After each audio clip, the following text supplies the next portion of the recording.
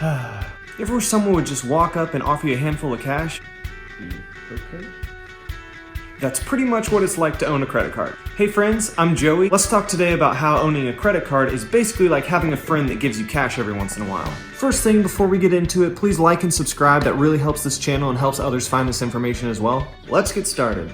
Throughout college, I used cash and debit mainly, but I opened up a credit card just to see what it was all about. It's true that having a credit card is a responsibility. I needed to pay off my credit card every single month or I was going to be charged interest. If I just paid the minimum balance on my credit card every single month, that interest adds up and it becomes way more expensive than if I had just paid in cash or debit in the first place. But there's a lot of great perks for being a financially responsible credit card owner. What kind of perks we talking here, huh? Let's take a look at comparecards.com. It's a great resource to find out which credit card will be best for its user. The Bank of America credit card that I owned offered me $200 just for starting this account, and it also offered me 3% back in the category of my choice, 2% back at grocery stores and wholesale clubs, and 1% back on everything else. Well, hey, that sounds like a pretty good deal to me, man. Let's take a step back here. We have to take into account that the annual rate of inflation is about 2 to 3% every single year. That's why when you walk into your favorite fast food restaurants and look at their menu, their prices are always going up. My great-grandfather used to be able to buy a hamburger for a nickel.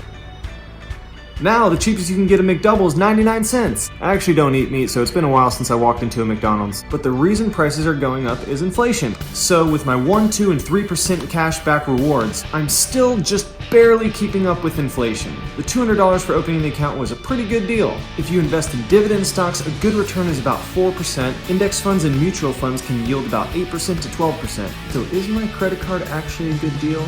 Well, if you're comparing it to just paying with debit or cash, absolutely. You are earning money for the money you're spending anyway, and you don't get that with cash or debit. That's why my personal belief is that cash and debit payments are the worst form of payment. My Bank of America credit card isn't that much better because it barely keeps up with inflation. But hold on, What about some of the other credit cards? glad you asked. Currently, there's a couple Discover card offers for up to 5% back at restaurants, online shopping, gas stations, grocery stores, and select rideshare companies. If I'm just looking to earn some bonus cash for opening a credit card account, the Capital One Savor card is probably my best bet. I can earn $300 if I spend more than $3,000 in the first 3 months, which is basically $1,000 a month. I spend that money anyway, so if I get this card, it's basically like having $300 in my pocket. I would also get 4% cash back on dining and entertainment. I would consider myself a financial minimalist. I don't like paying money to go see movies. I make my food at home because it's cheaper and more delicious. But if I really valued going out for entertainment and dining, this would be the card that I would pick. There's also a bunch of different options from Chase, Wells Fargo, other banks, and a great way to compare cards to see which one's right for you is to head to comparecards.com.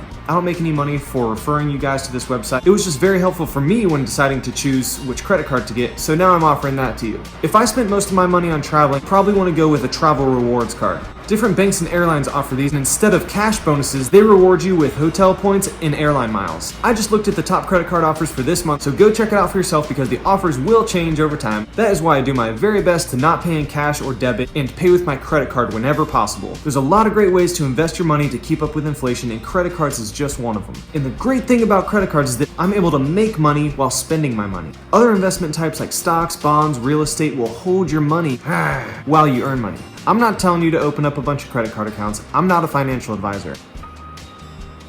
Be sure to like, subscribe, and share this video with anyone who you think would find it beneficial. Let me know your thoughts in the comments below. If you're interested in getting some free stocks, check out the apps Robinhood and Webull in the description below. So my main takeaways when I was researching credit cards was to 1, stay out of debt by paying my credit card in full every single month so that I don't have to pay interest on the things that I've already bought. 2, do my research. There's a lot of great credit card deals out there, and I wanted to find the right one for me. Some financial gurus open up as many credit cards as possible, meet the minimum purchase amount to get their cash bonus, and then cancel their credit card. This is called credit card churning. Doing a little bit of research at creditsesame.com, I found that if I have great credit and a long history, credit card churning will not affect my credit score that much. However, if my credit score is average or weak, it could affect my credit score negatively. The demographic of people who use this strategy generally use it to travel for free or very cheap. If those travelers don't pay off their credit cards, they run the risk of carrying debt and accumulating interest on that debt that they will eventually have to pay off. Another thing to take into account is that churning takes time. I used to live in the mindset that if I had all my basic needs taken care care of, food, water, shelter, gas in my car if I could figure out a way for it, I'd be set. I could live the rest of my life working a small amount just to cover my basic needs. I found out that I wanted to make more money instead of trading my time for my basic needs. I had a lot more flexibility this way in choosing what I actually wanted for my life.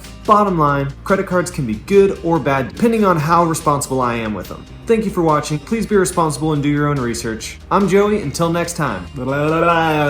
I'm a vegetarian. I actually don't eat.